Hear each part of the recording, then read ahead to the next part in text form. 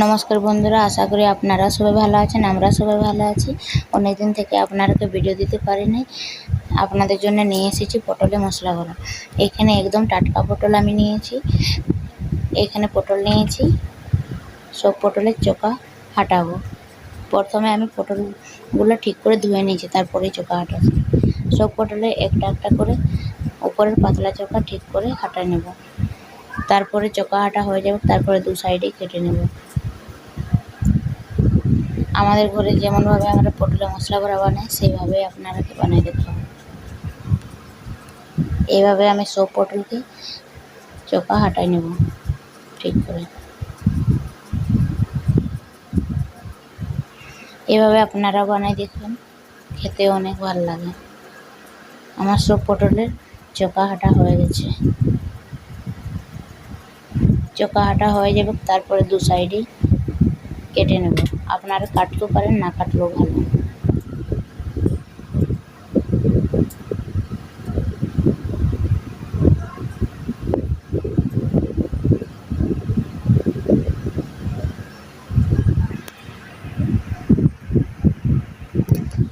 সব পটল কাটা হয়ে যাবে, তারপরে চামচে ইয়া চাকুর সাহায্যে বিচে বিচে কেটে ভিতরের বীজগুলো বার করে নেব। আপনাদের যেটা সুবিধা হবেন সেইটাই বার করাবেন।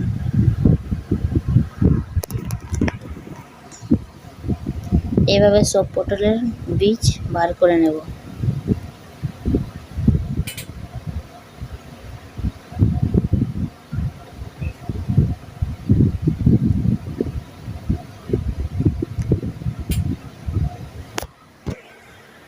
পটল একদম টাটকা, একদম কচি, ভিতরের বীজ অনেক ছোট ছোট আছে, অনেক সুন্দর আছে। পটলগুলো অনেক সুন্দর আছে। এইভাবে আপনারাও সব বীজগুলো বার করে নেবেন। বার করে ফেকবেন না, বার করে এইভাবে রেখে নেবেন। সব পটল বার করা হয়ে গেছে। এইখানে আমি কি মশলার জন্য বানাবো সেগুলো নিয়েছি। এখানে পেঁয়াজ কুচি, আদা কুচি, রসুন কুচি, কাঁচা লঙ্কা কুচি সব কিছু নিয়েছি। কড়া গরম হয়েছে, তেল দেবো। তেল গরম হয়ে গেছে, দিয়ে দেবো অজওয়ান, কালো জিরে। তারপরে লাড়াচাড়া করে দিয়ে দেবো আদা কুচি। আদা কুচি দেওয়ার পরে আবার লাড়াচাড়া করে দিয়ে দেবো লঙ্কা কুচি, রসুন কুচি। লাড়াচাড়া করবো, তারপরে দিয়ে দেবো পেঁয়াজ কুচি। পেঁয়াজ কুচি দেওয়ার পরে ঠিক করে ভেজে নেব সবগুলো। সব একসাথে ঠিক করে ভেজে নেব। তারপরে দিয়ে দেবো পটলের বীজগুলো, যেটা বার করে রেখেছি।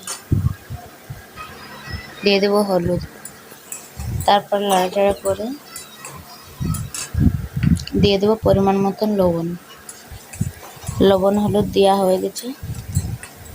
তারপরে ঠিক করে ভেজে নেব। এখানে মিক্স মশলা, গরম মশলা নিয়েছি, দিয়ে দেবো অল্প মিক্স মশলা।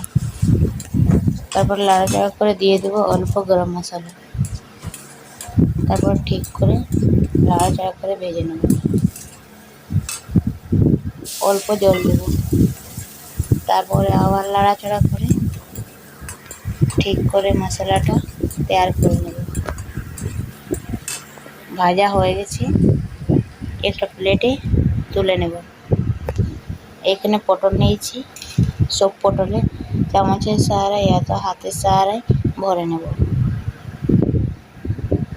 প্রথমে চামচে মা ভরলো, তারপরে সবগুলোকে হাতে করেই ভরেছে। আর পটলগুলো বেশি বেশি করে মশলা ভরবো, তাহলে খেতে বেশি ভালো লাগে। এভাবে সব পটলে মশলা ভরে নেব। সবগুলো বেশি বেশি ভরবো, তো খেতে বেশি ভালো লাগে।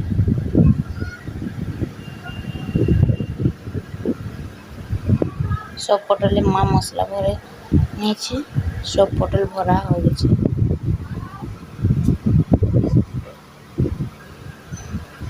সব পটল ভরা হয়ে গেছে। কড়া গরম হয়ে গেছে, তেল দেব। তেল গরম হয়ে গেছে,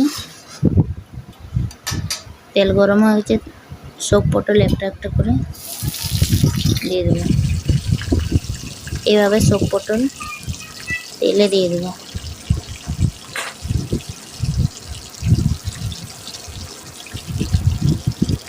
আপনার কম কম করে ভাজতে পারেন, আমি সব একসাথে ভেজেছি।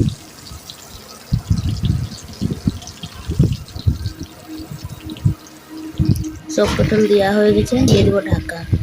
এভাবে ঢাকা দিয়ে দিন, ভেজে নেব। ঢাকা হটাবো, তারপরে সব পটল এভাবে সব পটল উল্টে পাল্টে ঠিক করে ঢাকা দিয়ে দিয়ে ভেজে নেব। এভাবে উল্টে পাল্টে ভাজলে সব দিকেই নরম হয়, ঠিক করে ভাজায় সিদ্ধ হয়। পটলটা অনেকটা ভাজা এসেছে, আপনারা দেখতেই পাচ্ছেন পটলটা ভাজা আসছে অনেকটাই।